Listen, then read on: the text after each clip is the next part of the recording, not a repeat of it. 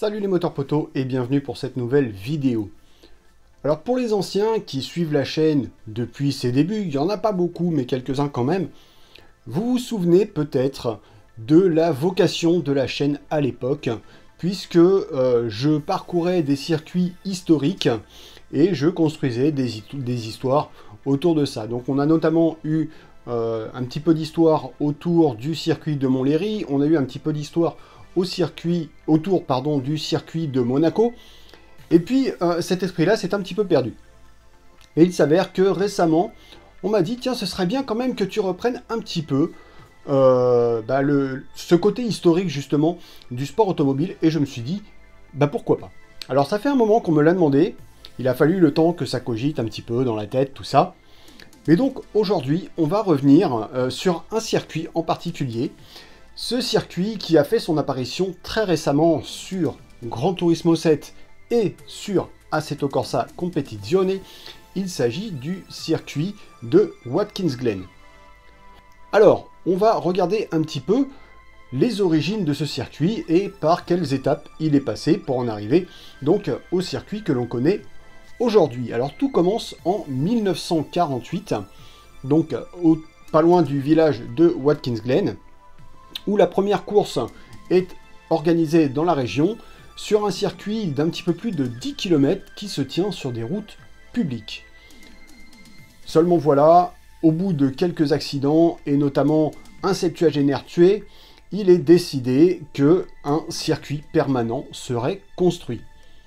Ce circuit voit le jour en 1956, on l'appelle le circuit GP, le circuit Grand Prix, qui accueille donc pas mal de courses et qui a une topologie quand même assez similaire à celle que l'on connaît aujourd'hui, avec donc ces S, avec cette longue ligne droite, avec ce grand droite que l'on appelle The Loop, la boucle, et donc le virage 6 qui est le Big Bend, dans le grand virage, voilà tout simplement, et enfin le T8 qui commande la ligne droite des stands, courte ligne droite avant de réattaquer les S à pleine vitesse.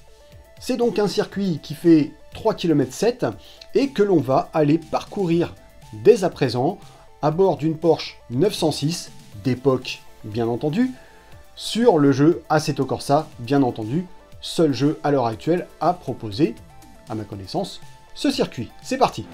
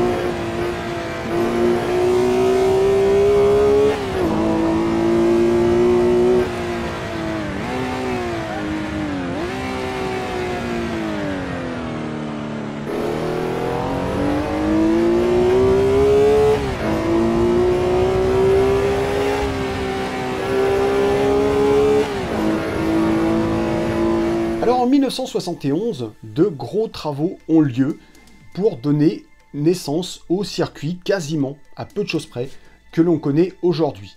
On y rajoute notamment ce grand secteur que l'on appelle la botte, donc secteur mythique aujourd'hui. Le virage 8 devient le virage numéro 1 puisque le Big Bend disparaît et donc à la place on va retrouver une nouvelle ligne droite des stands, donc qui va inclure le fameux point de départ avec l'inscription Watkins Glen qui est aujourd'hui célébrissime. En marge de cette botte, eh bien, on retrouve également un court-circuit qui va proposer une course courte, donc très voisine du circuit GP que l'on connaissait jusque-là, mais donc avec un T5 modifié, une nouvelle ligne droite des stands et le T8 qui, une nouvelle fois, devient le T1, ce qu'on appelle la short course. Et en 1991, suite à de nombreux accidents à l'entrée de la boucle, donc ce grand droite, cette grande courbe à droite, limite en banking, après de nombreux accidents, donc, eh bien, on décide de créer une chicane que l'on appellera tout simplement le bus stop. Cette chicane qui va donc casser la vitesse à l'entrée du loop, et puis permettre aussi d'assurer une meilleure sécurité des pilotes. On a donc aujourd'hui le circuit que l'on connaît aujourd'hui. Et c'est ce circuit, donc en short course avec ce bus stop, que l'on va parcourir à bord d'une Porsche 911 RSR 2018. Vous allez voir, la sonorité n'est pas tout à fait la même, mais le plaisir, lui, reste identique. C'est parti!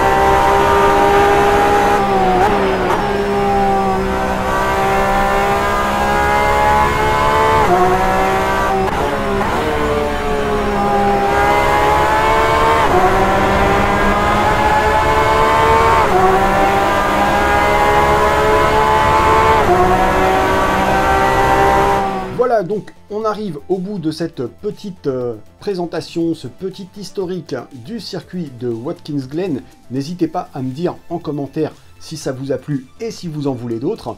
Je me ferai une joie, un plaisir de vous proposer d'autres petites histoires comme ça par rapport au circuit historique, mais qui existent encore aujourd'hui, et même qui n'existent plus d'ailleurs, pourquoi pas.